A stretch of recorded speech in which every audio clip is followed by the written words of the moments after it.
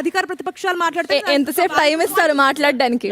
Okay, ఇప్పుడు ఆంధ్రప్రదేశ్లో జగన్ మాజీ సీఎం అయిన తర్వాత, తెలంగాణలో కేసీఆర్ మాజీ సీఎం అయిన తర్వాత అసెంబ్లీకి పోకపోవడం అనేది ఇద్దరికి మధ్యలో కేవలం కాకతాళీయమే. కానీ కేసీఆర్ని జగన్ని మనం ఒక ఘాటన కట్టలేం. బికాజ్ అక్కడ టోటల్గా జగన్తో పాటు వైసీపీ ఎమ్మెల్యేలు ఎవరూ అసెంబ్లీకి వెళ్ళట్లేరు. కానీ ఇక్కడ తెలంగాణలో సరే కేసీఆర్ అనే అప్పుడప్పుడు వెళ్తున్నారు, సందర్భానుసారంగా వెళ్తున్నారు.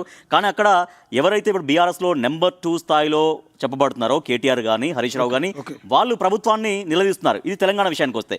ఇక మనం మాట్లాడుతుంది కేవలం ఆంధ్రప్రదేశ్ గురించే కాబట్టి జగన్ 11 సీట్లు గెలిచారా, 5 గెలిచారా, 1 గెలిచారా, ప్రజలు ఓట్లేసి గెలిపించినందుకు ఖచ్చితంగా అసెంబ్లీకి వెళ్ళాలి. ఇప్పుడు ఇందాక మీరు అన్నట్టుగా ఒక పక్కన చంద్రబాబు, ఒక పక్కన జగన్ కనిపిస్తుంటే చూడడానికి కూడా జనానికి బాగుంటుంది. అక్కడ ఆయన సమస్యల పరిష్కారం కోసం సింగిల్గా ఆయన ఒక 10 మంది ఉన్నప్పటికీ కూడా చూడరా జగన్ ఎంత బాగా మాట్లాడుతున్నాడో అనేటువంటి ఒక పేరు జగన్కే వస్తుంది కదా వెళ్తే. అంటే వన్ సెకండ్ సార్, అసెంబ్లీకి వెళ్ళనంత మాత్రాన బయట ఉండి సాధించింది ఏముంటుంది? అదే అసెంబ్లీకి వెళ్తే రేపు పొద్దున అదే పబ్లిక్లో మళ్ళీ సింపతి కూడా రావచ్చు. అరే జగన్ చూసారా 11 సీట్లు వచ్చినప్పటికీ కూడా ఏమాత్రం కొంత ఇబ్బంది పడకుండా అసెంబ్లీకి వెళ్తున్నారు, ప్రజా సమస్యలు గట్టిగా మాట్లాడుతున్నారు పేరు జగన్కే వస్తుంది కదా.